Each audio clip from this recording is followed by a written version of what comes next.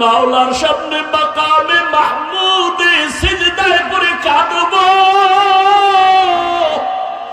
আমিও কান্না করে বলবো, আল্লাহ জাহান্নামের ফিরাও,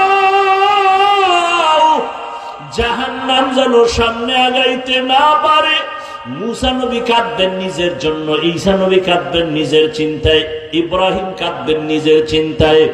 আর আমি মুহাম্মদ যত কানবো একবারও আমারে নিয়ে আমি চিন্তা করব না।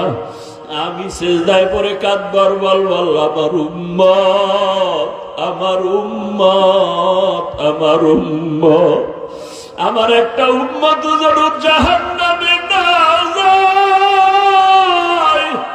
আমার উম্মত জাহান্নামে গেলে আমি জান্নাতে যাব না। আমার মাওলা নবীর কান্না দেখে বলবে, নবী উঠেন, আপনি কাঁদি